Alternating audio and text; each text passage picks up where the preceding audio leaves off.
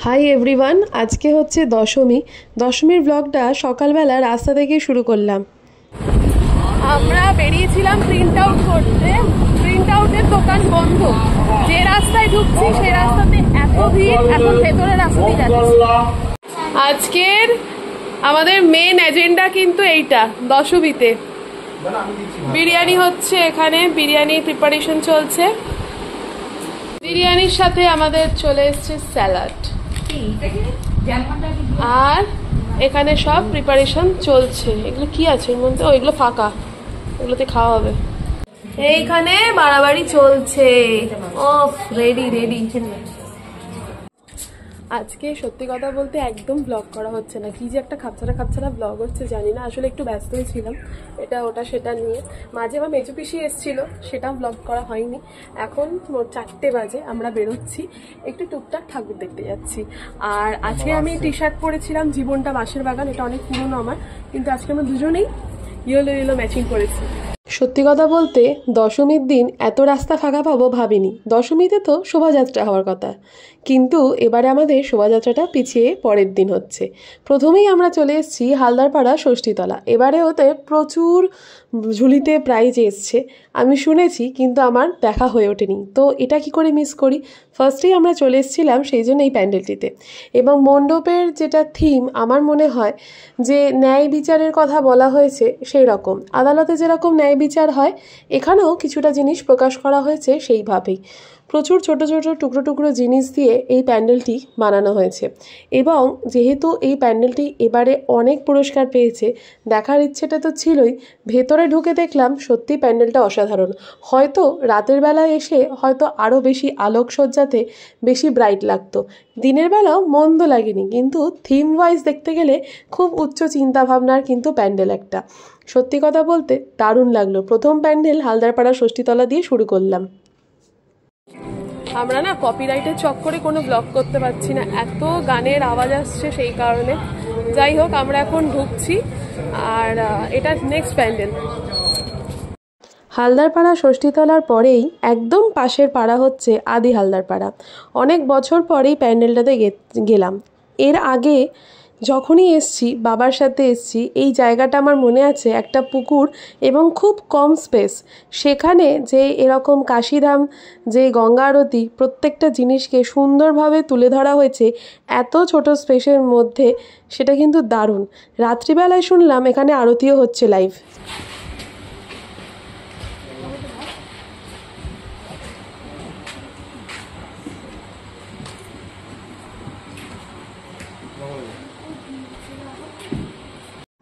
এরপর আমরা চলে এসেছি লিচুতলা।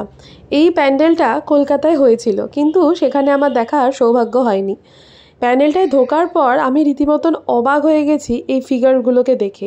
মনে হচ্ছে জলজ্যান্ত মানুষ হয়তো কেউ বসে আছে। ভেতরটা পুরোটাই নিউজ পেপারের একটা প্যান্ডেল, এবং নিউজ পেপার আসা, সেটি বিলি হওয়া, প্লাস চায়ের দোকান, যেটা প্রচণ্ডভাবে আমার ভালো লেগেছে। একটু এগিয়েই দেখলাম এখানে লিচুতলা বারবাড়ির লোগোটা শো হচ্ছে, এবং একটি মুভির মতন স্লাইড শো হচ্ছে। প্রত্যেকটা মানুষ, প্রত্যেকটা অকুপেশন যে কতটা ইম্পর্টেন্ট, সেটা এখানে খুব ভালোভাবে বোঝানো হয়েছে। আর যে জিনিসটা আজকের দিনে বিলুপ্তির পথে, আমাদের নিউজ পেপার পড়ার তো মনে হয় আর সময়ই নেই, আর আমরা কেউ পড়িও না।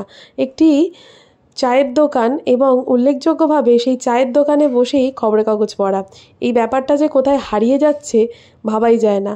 কিন্তু প্যান্ডেলটির প্রত্যেকটা কোণে কোণে এতটাই সুন্দর, এবং তারপর যে একটা ফেসবুক, হোয়াটসঅ্যাপ, ইনস্টাগ্রাম এসে গেছে, যেখানে আমরা ডিজিটালি নিউজ পেপার পড়ি, সেই ব্যাপারটা তুলে ধরা হয়েছে। এক কথায় দুর্দান্ত। এই প্যান্ডেলটা না দেখলে হয়তো অনেক কিছু মিস করতাম। দারুণ লেগেছে প্যান্ডেলটা সত্যি কথা বলতে। এবং এত নিউজ পেপার কালেকশন যে কোথা থেকে হয়েছে আমি জানি না, কিন্তু প্রচণ্ডভাবে ভালো লেগে থাকায় মনে রইল যে এটা একটা কোথাও গিয়ে মনে একটা দাগ কেটে গেল, এরকম একটা প্যান্ডেল। প্যান্ডেলটি চারিদিকে চোখ দিতে দেখতে পেলাম ওপর থেকেও অনেক খবরের কাগজ এরকম ঝোলানো হয়েছে। যেরকম আমরা এখন পোর্টালে নিউজ পেপার দেখি, সেই পোর্টালগুলোও প্রিন্ট আউট করে লাগানো হয়েছে। এছাড়া একটা পুরনো দিনের টিভি, এই টিভি তো আজকালকার দিনে আমাদের ঘরে দেখাই যায় না। কতটা অদ্ভুত না প্রত্যেকটা জিনিসকে তুলে ধরা এইভাবে। এবং বাইরে বেরিয়ে আসার সময় দেখলাম এন্ট্রান্সে একটা ট্রেন, পুরো একটা ট্রেনের কামরা লাগানো হয়েছে। এই নিয়ে সেকেন্ড টাইম এটা খেলছি এইবারের পুজোতে। আমি মেলায় বিশেষ কিছু কিনি না, কিন্তু এই জিনিসটা থাকলে আমায় কন্ট্রোল করা খুব মুশকিল হয়ে যায়। প্রচণ্ডভাবে নেশা এবং অ্যাডিক্টেড হয়ে পড়ি এবং গিফট পাইও, সেই জন্যেই হয়ে পড়ি। এরপর আমরা মানকুণ্ডু রাস্তায় চলে এসেছি। অনেক দোনামোনা করে এসেছি, ভেবেছিলাম আসবো না, কিন্তু যখন চলে এসেছি নিয়োগী বাগানের ঠাকুরটা দেখে যাই। প্রত্যেকবারই আমি আসি এবং এর আশেপাশের প্যান্ডেলগুলো কলকাতায় হওয়ার জন্য ওগুলো আর দেখিনি, কারণ ওগুলো অলরেডি দুর্গাপুজোয় দেখা আছে। নিয়োগী বাগানের প্যান্ডেলটা প্রত্যেকবারই খুব সুন্দর করে। এবারও ওনাদের প্যান্ডেল রেখে দিয়েছেন, কারণ দশমী আজকে কোনো ঠাকুরই বিসর্জন হচ্ছে না, সব ঠাকুরই আজকে থাকছে আগামীকাল শোভাযাত্রায় বেরোনোর জন্য। কিন্তু এই প্যান্ডেলটা দেখে বেশ মনে হলো সন্ধে হওয়ার তো মুখে, যার জন্য মনে হয় আরও ভালো লাগছে। ভেতরটায় ঢুকে দেখলাম এরকম রং বেরঙের জিনিস, মানে এতটাই সুন্দর এবং ক্যাচি লাগছে, বেশ সুন্দর। রিককে বললাম যে যদি না দেখতাম তাহলে হয়তো মিস করে যেতাম এত সুন্দর প্যান্ডেলটা। যাকগে দেখে নিলাম, আর বেশ ফাঁকায় দেখে নেওয়ার কিন্তু মজাটাই আলাদা। রাস্তা দিয়ে যেতে যেতেই প্যান্ডেলটা দেখলাম, দাঁড়ানোর সুযোগ হয়নি, কিন্তু ভারী সুন্দর। এরপর এগিয়ে আস্তে আস্তে দেখলাম যে শোভাযাত্রার যে লাইট সেটার টেস্টিং শুরু হয়ে গেছে।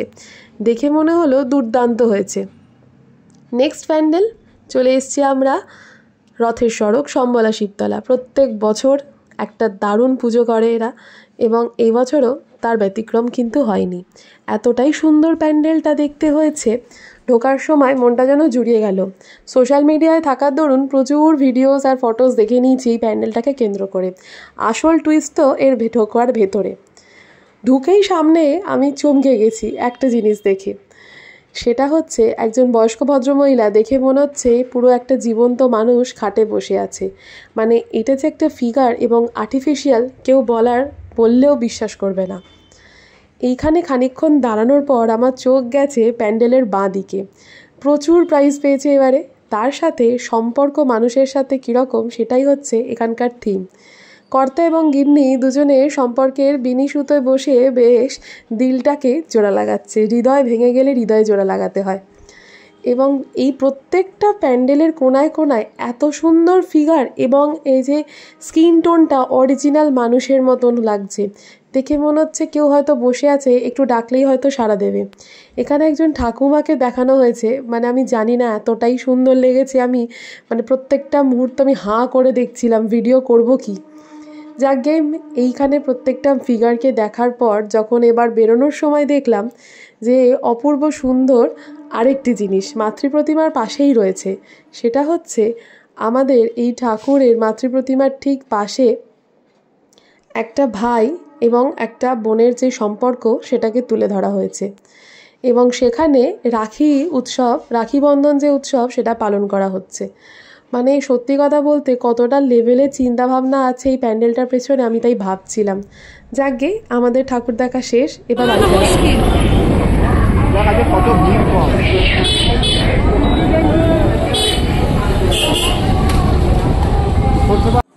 পৌনে 6টা বাজে, আমরা বাড়ি ঢুকছি। আইসক্রিম কিনেছি, অরুণ আইসক্রিম সবার জন্য কিনেছি। আজকের অনেকটা টাইম ব্লগ করিনি, একটু পরে অন হলাম, মানে ক্যামেরাটা অন করলাম।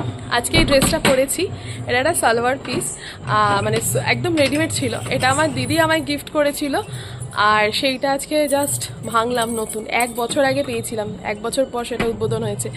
তো আমি তো রেডি হয়ে গেছি, সবাই রেডি হয়ে গেছে। মাও আজকে বিয়ন্ড 6 ইয়ার্সের শাড়ি পরেছে, আবার আলাদাই ব্যাপার, সকলের প্রিয় ইনসাইড আউটের। তো যাই হোক, আজকে সবাই সেজেগুজে ঠিকঠাকভাবে বেরোচ্ছি।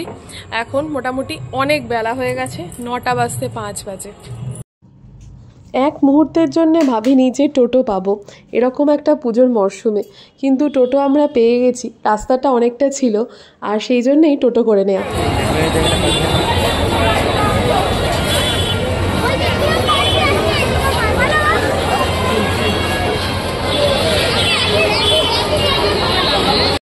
প্রত্যেকটা ঠাকুর যখন দেখেই নিলাম, বড়বাজারকে কি করে বাদ দিই বলো? বড়বাজারের এই লাইটের স্ট্রাকচার আর তার সাথে প্যান্ডেল দুটো মিলিয়ে অদ্ভুত কম্বিনেশন দেখতে লাগে। প্যান্ডেলে ঢোকার পর দেখতে পেলাম যে এখানে কিছু আদিবাসী নৃত্য হচ্ছে। ওদের আনন্দটাই আলাদা এবং এই তালটা শোনার মজাটাই আলাদা। যাকগে, ভেতরে প্রচুর ভিড় ছিল, ভিড় ঠেলতে ঠেলতে সামনের দিকে যেতে হবে এটাই ভেবে নিয়েছিলাম। সেই রকম হাঁটতে শুরু করেছি। যা এইবার ভাবছিলাম যে ঢুকে তো গেছি, এবার বেরোতে পারলে হয়, কারণ বেশ ভিড় ছিল সামনেতে।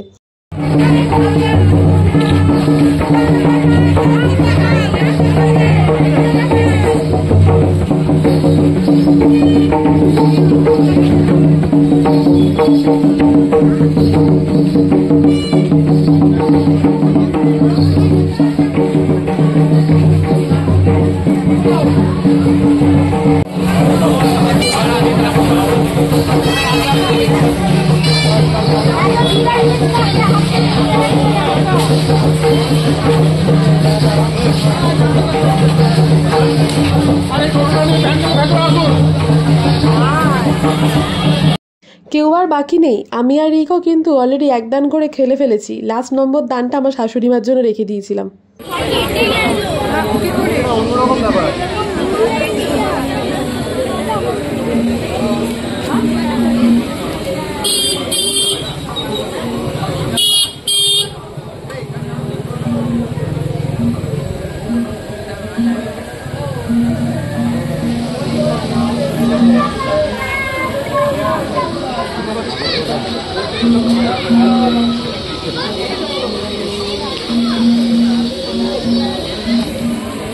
এখন বাজে হচ্ছে 11:15 মতন।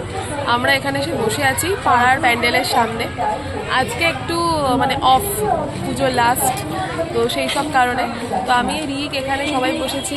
এদিকে আরেকজন ভদ্রলোক বসেছেন, এদিকে আরেকজন ভদ্রলোক বসেছেন, সবাই। আর দুইজনে মাতাশ্রীরা ভেতরে আছে বসছে, আমরা বাইরে গল্পে মানে মশগুল। আমরা এখানে গল্পই করছি যদিও, বাট আজকে আমার সঙ্গী সাথীরা একটু আসেনি।